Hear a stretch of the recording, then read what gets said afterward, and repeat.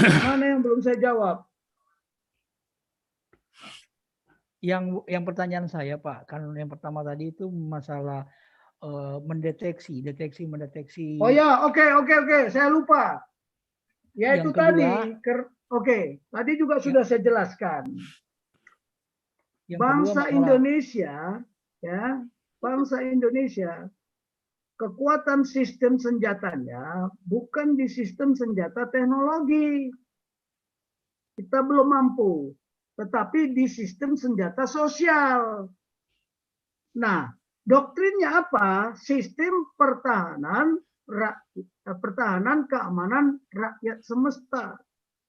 Kalau doktrin pertahanan itu sudah ditata, ya ditata ruangnya, sehingga tidak ada yang bolong-bolong. Kemudian keamanannya juga demikian. Lah, keamanan itu harus disusun secara mendalam. Itu doktrin pertama ya. Jadi doktrin pertahanan, doktrin keamanan itu ajarannya yang pertama harus disusun secara mendalam. Nah, secara mendalam itu mulai dari rumah, dari RT, dari RW, dari lingkungan. Jika ada tanda-tanda yang tidak, ya, tanda-tanda teroris, kayak separatis, kayak ya, yang sudah kelihatan, ya dia harus melaporkan, lapor dini, ya, deteksi dini, lapor cepat dini, mengikuti. Kalau menghancurkan nggak mungkin, makanya harus ada kegiatan kemanunggalan antara TNI, polisi dengan masyarakat yang di setempat itu mereka sudah berkolaborasi dan ada rencananya, rencana pencegahan namanya, sampai rencana penghancuran, ya, deteksi dini, ya, cegah dini, lapor cepat, dan penghancuran, ikuti dan cepat. Nah, itu sudah ada belum? Nah, masalah Poso saya beritahu. Ketika saya ke Amerika, ya, saya rapat di Amerika, nanti kapan itu? Amerika mau memberikan bantuan untuk mencegah supaya para teroris yang ada di Filipina itu tidak lari ke Sulawesi. Tetapi saya juga dimarah-marahi kan, karena waktu itu ada pimpinan, go to hell bantuan Amerika. Akhirnya karena yang ngomong itu Angkatan Darat, akhirnya bantuan itu tidak dikasih ke Angkatan Darat, dikasihlah ke polisi. Tanya polisi di Manado sana, di Bitung sana, diberikan nggak bantuan kapal. Nah, setelah diberikan bantuan kapal, saya dimarah-marahi lagi dari apa? Dari Menko Polhukam. Bing, kok bisa jatuh ke polisi? Lo kalian TNI yang nggak mau? Nah, itu coba lihat, kalau mau lihat sejarahnya, itu Panglima Armada Pasifik. Karena dia sudah tahu bagaimana mencegah teroris dari Filipina masuk ke Sulawesi. Bagaimana juga tidak masuk ke Filipina. Itu dulu, tetapi dia lolos. Makanya teroris yang ada di Poso pasti gurunya ada di Filipina. Tapi kenapa dia di Poso? Nah itu tadi, karena kemungkinan di Poso itu aman. Kenapa aman? Karena di sana mungkin mayoritas kan.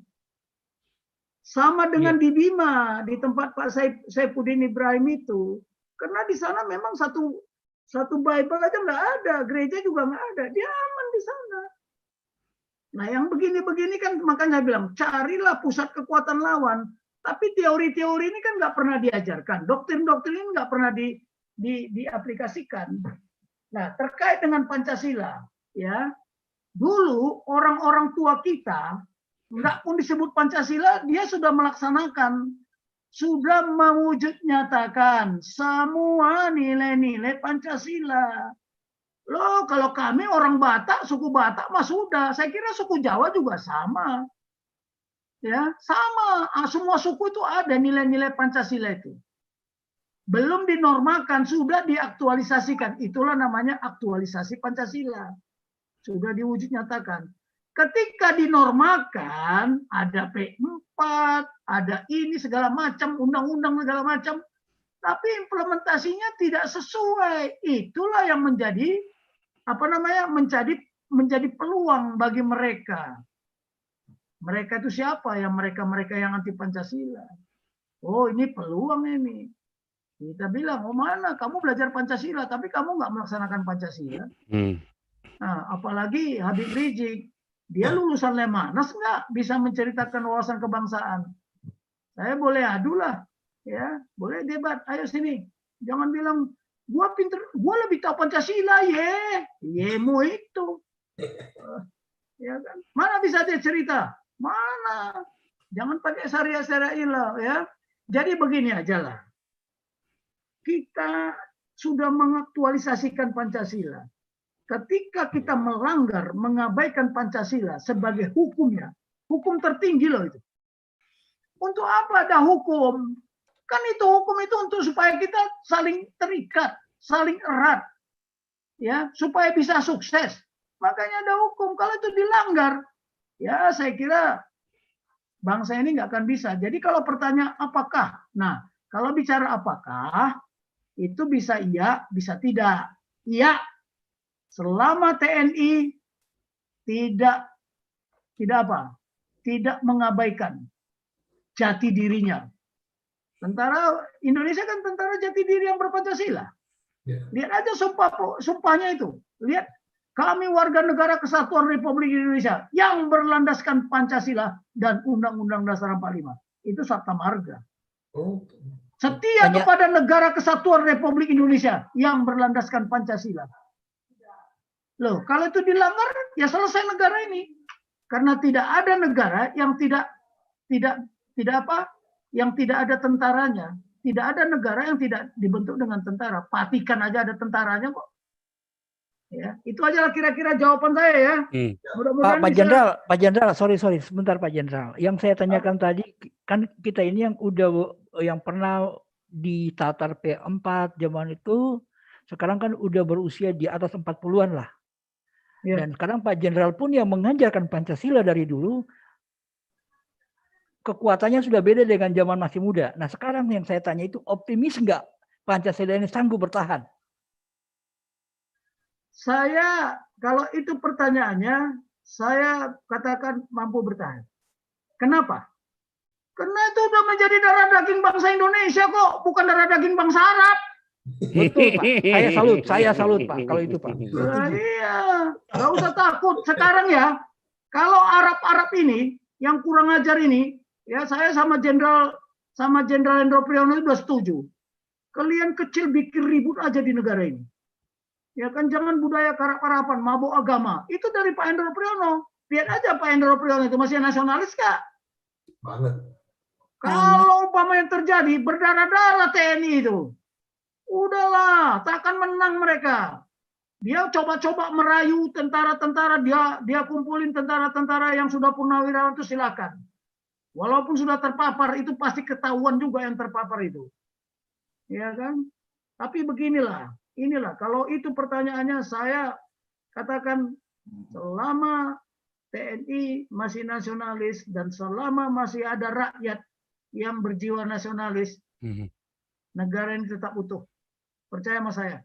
Dan sudah Pancasila ini kan sudah teruji berkali-kali. Ya kan coba film Pancasila nggak boleh ditayangkan. Ya, terus coba-coba teriak macam-macam lah. Komunis yang disalahkan, padahal maunya mereka itu kan. Iya. Nah, sudahlah, kemarin sudah dikupas habis kan sama Pak Paul. Sebenarnya siapa sih PKI itu kan begitu. Jadi kira-kira gitu. Jadi kalau ditanya, saya masih optimis. Jangan kita pesimis. Kita semua optimis. Masalahnya kalian yang rakyat jelata ini yang pesimis, kalian sendiri yang nggak berani berteriak. Kalau kalian makanya kita masih teriak karena kita percaya, kita optimis, makanya kita masih teriak sampai hari ini. Kalau sudah pesimis, kita ngapain teriak lagi? Mendingan saya adem-adem di sini, enak kan? Karena kita masih optimis, masih bisa. Dan seperti Yesus bangkit dari kematian, maka Pancasila pun akan bangkit dari kematian 27 Mei 98. Oke, saya kasih satu filosofi ya. Saya kasih satu filosofi.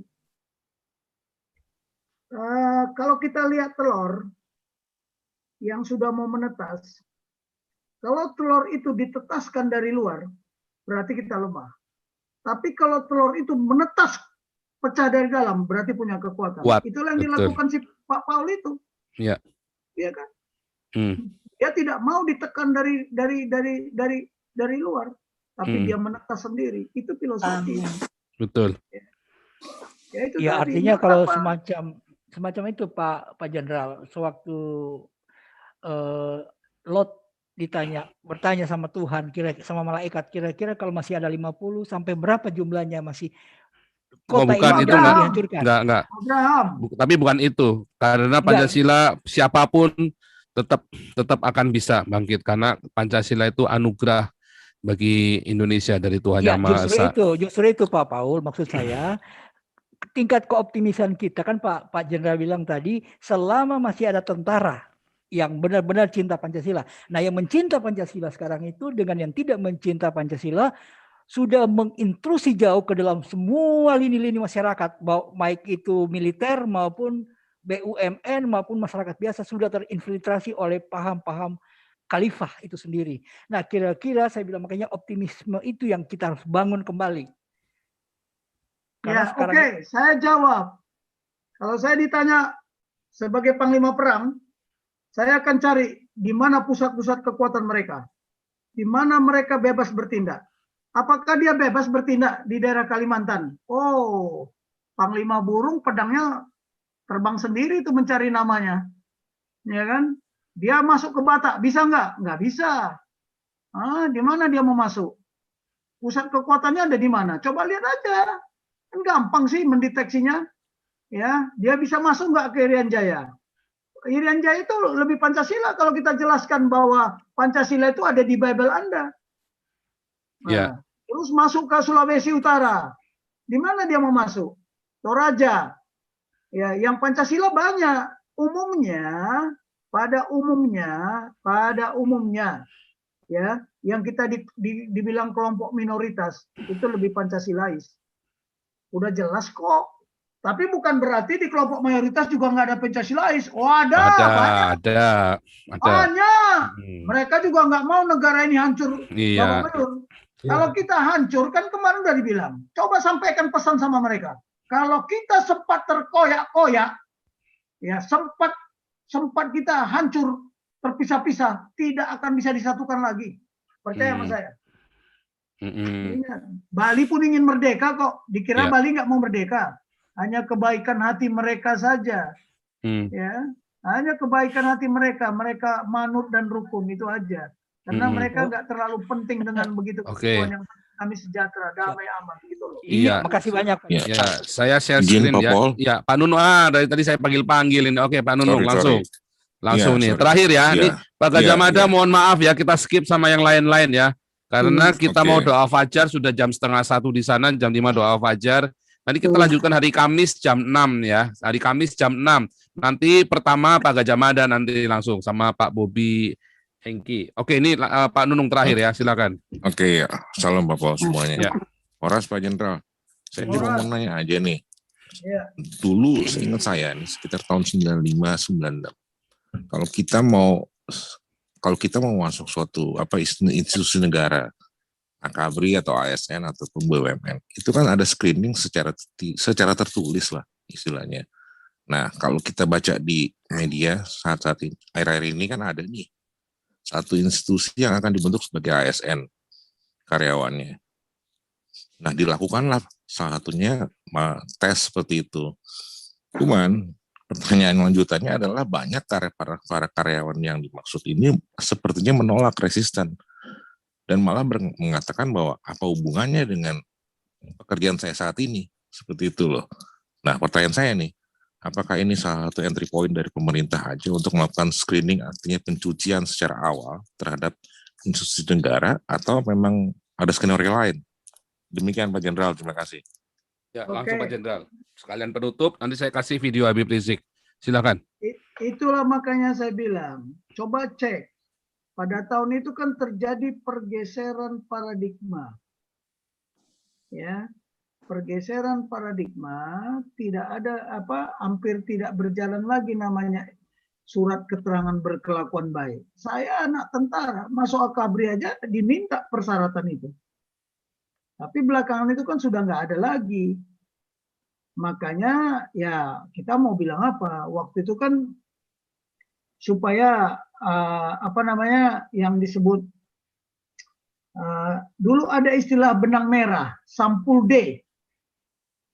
Jadi kalau orang ini orang tuanya apa mantan PKI, mantan apa, itu kan dipersulit, bahkan masuk taruna juga. Nah, itu. Siap. Tapi paradigma setelah kepemerintahan Gus Dur itu kan dihapuskan. Sudah tidak dipersoalkan. Makanya ya saya jujur aja, saya malah yang tidak ada benang merah, ayah saya jelas-jelas TNI dan pensiun juga terhormat gitu loh maksud saya. Tapi saya malah kalah sama anak-anak yang mantan PKI. Mereka tuh sampai juga ke bintang 3. Padahal waktu itu, waktu sebelumnya, sebelum terjadi pergeseran paradigma, mereka jadi komandan batalion aja nggak boleh. Banyak, tapi saya nggak usah buktikan lah orang-orangnya siapa. Pensiun bisa bintang 3, danyon aja nggak boleh. Betul. Ini jadi terjadi pergeseran paradigma, kesuksesan yang diperoleh di masa lalu itu ya bergerak ke titik lagi. Nah sekarang saya nggak tahu ya mau masuk apa ada surat keterangan berkelakuan baik nggak, tidak terlibat PKI atau apa segala macam, sekarang nggak ada. Ya itu tadi karena Gus Dur mengangkat itu tidak Pancasilais. Masa kakeknya yang berbuat cucunya nggak boleh, kan gitu, tidak bisa menikmati hidup di negara ini. Makanya satu-satunya jalan saya bilang seperti yang terjadi di Afrika Selatan lah, ya, forgive and forgotten. Selama kita nggak ada saling mengampuni dan melupakan, ya beban ini terus kita pikul. Yang memikul beban ini siapa? Ya anak cucu. Kalau terus ini dipaksa-paksakan, dilegasikan. Saya kemarin udah ngomong lah kepada beberapa teman-teman saya yang senior, yang masih muda-muda. 2024 itu sudah hak generasi muda. Jangan lagi kita yang tua-tua ini seolah-olah pintar memimpin, padahal tidak. Sudah diberi kesempatan kan? Sudah diberi kesempatan, tapi mana hasilnya? Negara ini pengekspor PKI terbesar, ya, koruptor terbesar. Semua gubernurnya, hampir semua gubernur terlibat korupsi, anggota DPR juga terlibat, anggota eksekutif, yudikatif, legislatif, semua kena. Apalagi sekarang mau dibanggakan dengan TNI, dengan pemerintahan kita ini? Pancasila kah itu? Kalau dia manusiawi, dia punya kemanusiaan berat, dia nggak akan mengambil uang seperak pun dari korupsi, sudahlah. Ya kan? Tapi ya gitulah gimana? Ya datanglah ke rumah saya, lihat saya ini jenderal yang kayak apa. Hah? Yang ada di rumah saya ini buku aja, nggak ada segenggam emas aja nggak ada. Cincin aja nggak punya, saya nggak pakai ini, jam tangan aja nggak. Jadi biar tahu aja. Tapi kenapa? Karena itulah prajurit itu praja, jujur dan irit. Itu singkatannya. Jadi mohon maaf Pak Nunung. Jadi kalau kita lihat kenapa? Ya itu tadi. Makanya seenaknya. Nah nanti kalau perlu, ini harusnya coba kalau pemerintah mengeluarkan mantan anggota FPI, wah baru rame. Surat keterangan berkelakuan baik, mantan FPI, baru semuanya kan. Tapi saya kira mereka nggak buat kartu anggota itu kan. Pengalaman. Ya kan?